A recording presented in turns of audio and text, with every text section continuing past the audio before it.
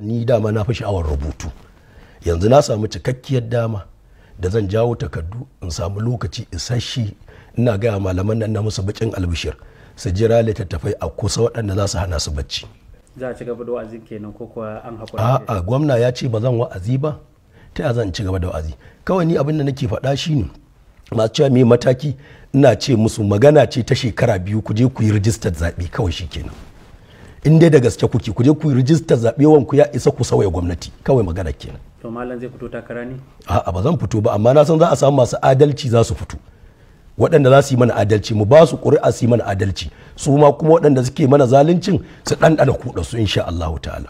Akwai hira da aka yi da kwamishinan ilimi a daren jiya, to duk mai son ya gane hakikar abin da gwamnatin Kano ta aikata na zalunci ba ƙirƙirin, ina ba shawara ya je ya saurari wannan hira da aka yi da kwamishinan ilimi a daren jiya a gidan rediyo. Za a ji ya faɗi ko suwaye a ƙarƙashin duk wannan abu da ake mun, kuma da bakinsa ya faɗa ya yi itirafi cewa su ma gwamnati sun san zalunta ta ake, kuma bisa ƙa'ida ake mun abubuwan da ake.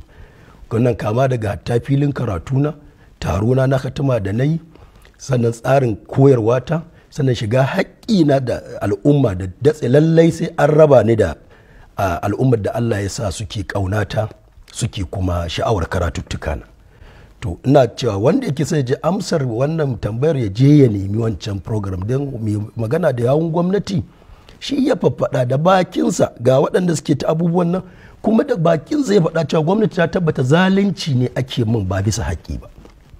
To amma gwamnatin ta zarge ka da cewa kana kalamai na tunziri da kuma waɗanda ba su dace ba a tafsiran da kake yi, wanda hakan kamar ta da zaune tsaye ne da kuma barazana ga tsaro.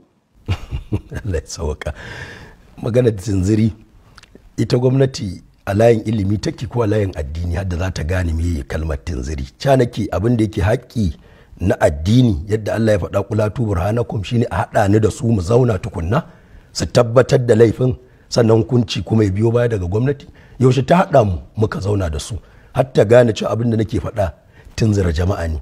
Ta nake bayani da hujjoji na su za su tabbatar da cewa abin da nake yin nan tunzira jama'a ne, ko gaskiya ce nake faɗa. Kuma wannan ba da gwamnati za mu yi ba, da su malaman nan za a yi, wanda bata shirya an yi wannan ba har ta zartar da hukunci daga bangare guda saurara bangare ɗaya. Wace irin kotu ce wannan?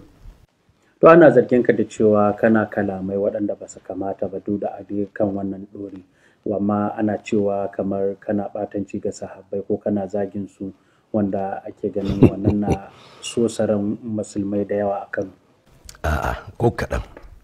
Ina dai fito da wasu haƙiƙoƙi da suke tona asiran maƙiya ma'aiki da suka zalunce shi, suka zalunci ahalinsa, suka yi kuce-kuce addini, suka ɗora mu kan wani abu daban, musulunci yana wani gu muna wani gu.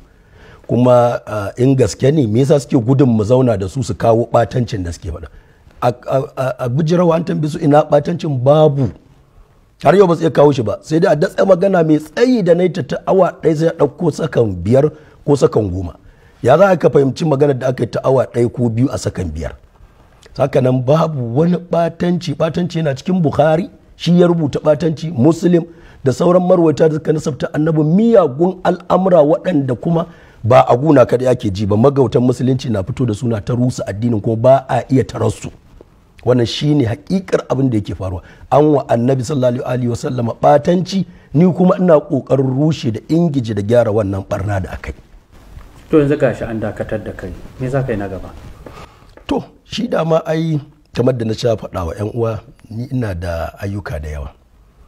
Kusan dama mutane su suka matsa min kan lallai suna da sha'awar in ci gaba da bijiran musu da karatuttuka, amma a waƙi ta gaskiya ni dama na fi sha'awar rubutu. Yanzu na samu cikakkiyar dama da zan jawo takardu in samu lokaci isasshe ina gaya malaman nan na musu bakin albishir su jira littattafai a kusa waɗanda za su hana su bacci.